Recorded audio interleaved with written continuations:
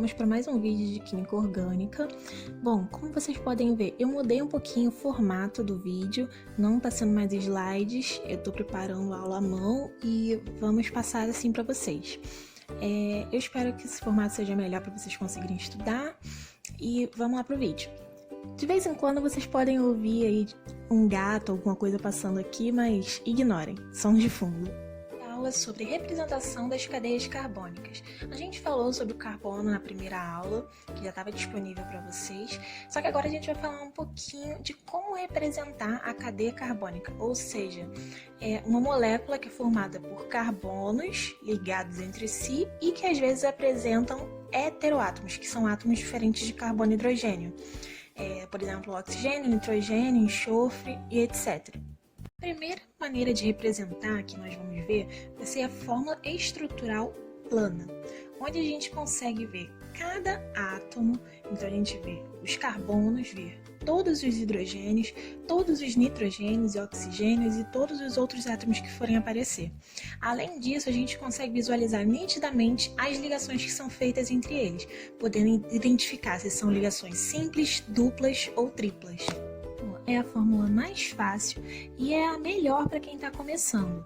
Então, é a primeira a ser apresentada para os alunos de Química Orgânica. Bom, mas com o tempo a gente vai acabar vendo cadeias e mais cadeias, exercícios atrás de exercícios e fica muito cansativo ficar desenhando cada hidrogênio, cada carbono, cada nitrogênio, cada ligação que aparece entre eles. Então, há outras formas de representação que facilitam o trabalho.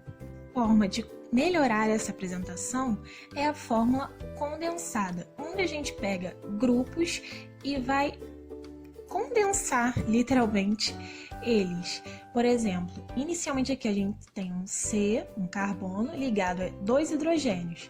Então a gente vai começar a fórmula montando um carbono com dois hidrogênios. Então a gente coloca o número de hidrogênios que está ligado a esse carbono. Representamos a dupla entre esses grupos, simples também, então todas as ligações entre esses grupos são representadas, mas as ligações entre o carbono e o hidrogênio são ocultadas, mas a gente sabe que ela está lá. A fórmula agrupada, ela surge como uma variação da fórmula condensada, onde a gente consegue aglutinar, ou seja, juntar ainda mais esses grupos, fazendo com que a representação fique menor e evite repetições. Por exemplo, há cadeias que a gente vai ter CH2, CH2, CH2 repetido diversas vezes. A gente pode ter CH2 repetido 13, 14, 15 vezes. Então, a fim de não ficar representando isso toda hora, a gente acaba juntando essas repetições. O exemplo que estamos utilizando agora é a fórmula agrupada. Diferentemente da condensada, a gente acaba vendo que esse penduricário que está aqui, que é chamado de ramificação, que é uma parte carbônica saindo da cadeia principal, a gente acaba aglutinando ele na cadeia principal e evidenciando entre parênteses. Aí vocês podem me perguntar, professora, como que eu vou saber que é uma ramificação? Bom, se ele estivesse realmente entre carbonos, ele ia se apresentar na forma de CH2, porque ele ia precisar de duas ligações, uma para esse carbono e uma para esse carbono. Como ele está como CH3, ele só tem direito a mais uma ligação, então é essa ligação que ele está fazendo com o carbono, que é esse carbono aqui, que estaria deficiente de ligações se não estivesse ligado a ele. E como eu falei que seria uma forma de evitar repetições, a gente tem o CH2 se repetindo na molécula. Então, o que a gente vai fazer? A gente vai dizer qual é o grupo que está se repetindo, no caso CH2, e dizer quantas vezes ele aparece, no caso, 2 vezes. Em sequência, a gente tem um NH e em seguida um CH2 novamente. Aí vocês podem me perguntar, professora, por que esse CH2 não entrou na contagem?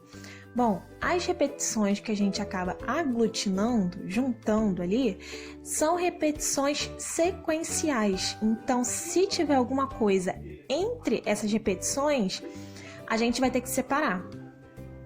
Agora, nós temos a mais temida de todas, mas que no final acaba sendo uma das mais amadas, que seria a nossa fórmula bastão.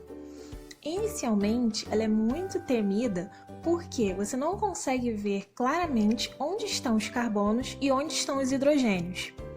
Eu tenho, para você conseguir aprender essa fórmula e deixar ela na ponta da língua, é exercício. Então, tem que exercitar. Se não exercitar, não vai conseguir fazer pela fórmula bastão. E fórmula bastão é muito utilizada no Enem e no vestibular em geral. Bom, mas vamos ao que interessa. Como eu vou saber onde estão os carbonos e onde estão os hidrogênios nesse tipo de representação? A fórmula bastão também é conhecida como fórmula do palitinho. Então, cada extremidade do palitinho, onde eu estou marcando agora, é um carbono. Ah, professora, por que você não marcou aqui, aqui e aqui? Bom, o palitinho em si, eles são as ligações entre os átomos. Nesse caso aqui, esse carbono está fazendo a ligação com esse nitrogênio. Não tem carbono nessa extremidade. Eu estou dizendo que essa ligação aqui está sendo feita entre esses dois átomos. A fórmula bastão é a mesma molécula da que eu estou usando na agrupada, na condensada e na plana. O que vocês não conseguem ver são os carbonos e os hidrogênios. Os hidrogênios, eles vão completar as ligações que faltam para os carbonos. Ou seja, nessa pontinha aqui onde a gente tem esse carbono, ele está fazendo uma ligação dupla, assim como está fazendo aqui em cima. Então, a gente tem duas ligações faltando. Essas duas ligações serão hidrogênios, ok? Aqui a gente tem ligação dupla, uma simples e uma simples. Então, aqui a gente não vai ter hidrogênio, assim como é mostrado aqui em cima. Vai acontecer sucessivamente enquanto tiver carbono. Nos átomos diferentes de carbono e hidrogênio, eles devem ser evidenciados, por exemplo, o nitrogênio e o oxigênio. Aqui a gente tem um hidrogênio sendo mostrado junto ao nitrogênio. Também pode ter casos onde aqui apareça um hidrogênio.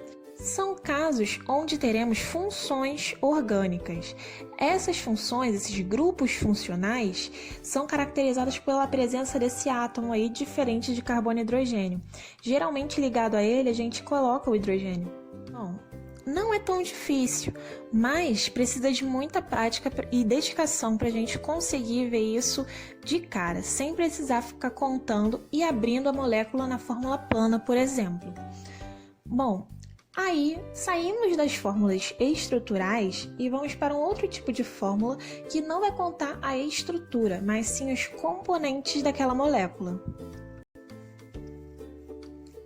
Bom, no caso temos a fórmula molecular, ou seja, essa fórmula ela vai querer garantir que você saiba quais átomos estão presentes e em que quantidade ela está presente. Por exemplo, a mesma molécula que temos usado durante toda a aula, a gente tem aqui, ela tem 7 carbonos, 13 hidrogênios, 1 nitrogênio e 1 oxigênio. Dúvida de mim? Podem pausar o vídeo e contar aí na plana. Essa fórmula ela tem um problema que ela não consegue identificar onde estão os átomos, como eles estão ligados entre si. Isso abre possibilidades para que moléculas diferentes com o mesmo número de átomos sejam representadas da mesma forma. Então, a gente tem o que chamam de isômeros, ou seja, moléculas com a mesma fórmula molecular, mas que têm estrutura, um arranjo estrutural diferente. Isso a gente vai ver mais para frente. São moléculas diferentes, com funções completamente diferentes, e que são representadas pela mesma fórmula molecular. A fórmula molecular ela é muito importante, por exemplo, quando a gente quer dar a massa da molécula. Então, a gente sabe a quantidade de cada átomo e a gente sabe quanto pesa o mol de cada átomo. Então, a partir disso, a gente só multiplica sem problemas. A fórmula mínima ou fórmula empírica é quando a gente consegue pegar a fórmula molecular e dividir por um número onde ele tenha todos os seus átomos com números inteiros ligados a ele. Por exemplo, a gente tem C7H13NO. A gente não tem como dividir mais, eles têm que ser divididos pelo mesmo número. A gente não tem como dividir mais a ponto que eles tenham ainda números inteiros.